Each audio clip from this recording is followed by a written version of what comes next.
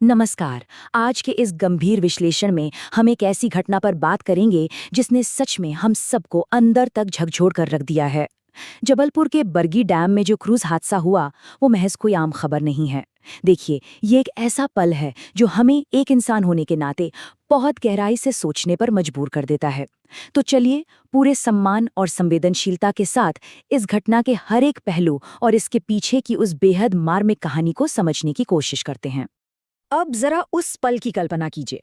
Bargi dam का वो बेहद ठंडा, गहरा और एकदम घुप अंधेरा पानी। रेस्क्यू टीम के गोताखोर धीरे धीरे उस गहराई में उतर रहे हैं। उनके ठीक सामने उस क्रूज का वो भारी भरकम ढांचा पड़ा है। वही क्रूज जो बस कुछ घंटों पहले तक लोगों की हंसी मजाक से, उनकी आवाजों से गूंज रहा था। और अब वो पूरी तरह से उस काले पानी में समा चुका है। पानी के अंदर का वो भयानक, घुटन भरा माहौल और वो डरावना सन्नाटा। रेस्क्यू वर्कर्स के लिए ये सिर्फ एक रूटीन सर्च ऑपरेशन बिल्कुल नहीं था। पानी के नीचे पल पल बढ़ता हुआ वो दबाव और हर तरफ पसरा हुआ अंधेरा एक बेहद खौफनाक सच का सामना करने की बस एक शुरुआत थी। जैसे जैसे ये बचावकर्मी क्रूज के पानी से भरे पूरी तरह से बंद कैबिनों के अंदर दाखिल हुए, सच मानिए वहां का दृश्य रोंगटे खड़े कर देने वाला था। सोचिए, एक ऐसी संकरी बंद जगह जहां से बाहर निकलने का अब कोई रास्ता ही नहीं बचा था। पानी के भीतर हर एक सेकंड जैसे किसी पहाड़ सा भारी लग रहा था। गोताखोर हर एक कैबिन की बहुत ही बारीकी से तलाशी ले रहे थे, दिल में बस एक क्षीण सी उम्मीद लिए कि शायद शायद कोई चमत्कार हो जाए, शायद कोई जिंदा मिल जाए। लेकिन अंदर सिर्फ मौत का वो खामोश और डरावना सन्नाटा पसरा था। उस घने अंधेरे में इंसान की बेबसी बिल्कुल साफ महसूस की जा सकती थी। और फिर गोताखोरों को एक ऐसा मंजर दिखा जिसने वहां मौजूद हर इंसान की रूह कंपा दी। एक मासूम बच्चे का शव अपनी मां के सीने से लिपटा हुआ मिला। जरा उस मां की उन आखिरी पलों की बेबसी के बारे में सोचिए।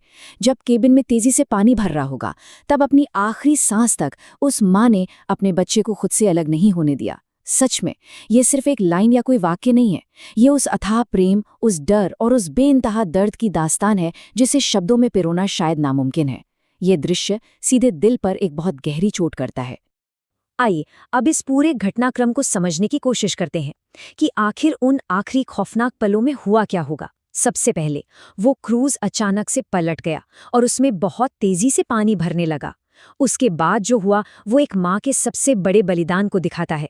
उस माँ ने अपनी जान बचाने की बजाय खुद की लाइफ जैकेट उतारी और अपने बच्चे को पहना दी, बस इस उम्मीद में कि किसी भी तरह उसके बच्चे की जान बच जाए। लेकिन सबसे दुखद और कड़वा सच ये रहा कि वो दोनों उस बंद केबिन से बाहर ही नहीं निकल पाए। क्रूज का वो बंद हिस्सा उनके लिए एक काल बन गया। एक माँ का वो सर्वोच्च बलिदान भी उस बंद केबिन की मजबूत कैद को नहीं तोड़ पाया। जब रेस्क्यू टीम ने उन दोनों के शवों को पानी से बाहर सतह पर निकाला, तो वहां मौजूद हर एक इंसान उस मंजर को देखकर पूरी तरह टूट गया। डैम के किनारे खड़े लोग जो शायद उन्हें जानते तक नहीं थे, वो भी फपक फपक कर रो पड़े। यहाँ तक कि बचाव कार्य का जायजा लेने जो सरकारी मंत्री वहां पहुंचे थे, वो भी इस हृदय विदारक दृश्य को देखकर अपने आंसू नहीं रोक पाए।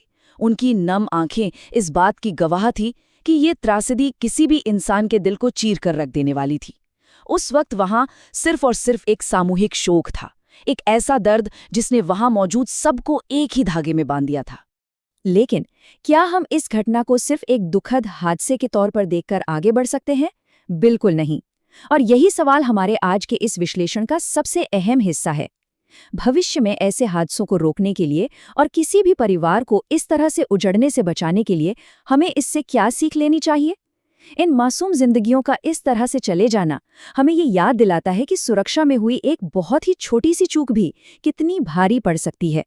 देखिए, इन खोई हुई जिंदगियों को हमारी सच्ची श्रद्धांजलि यही होगी कि हम सब मिलकर ये सुनिश्चित करें कि ऐसा हादसा फिर कभी दोबारा ना हो।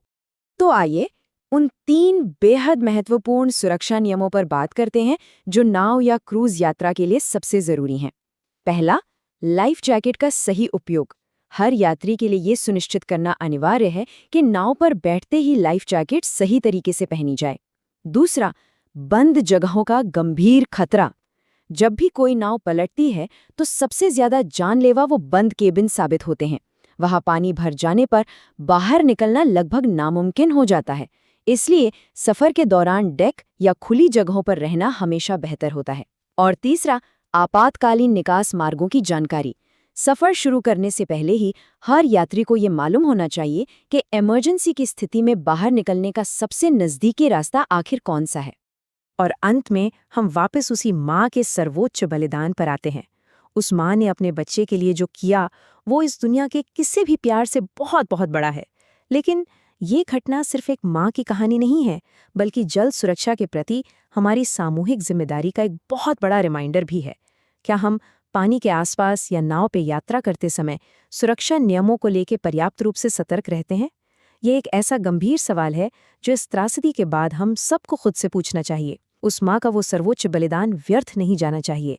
ये हम सब के लिए एक बहुत बड़ा सबक बनना चाहिए कि सुरक्षा के प्रति की गई लापरवाही की कीमत सच में बहुत बड़ी हो सकती है।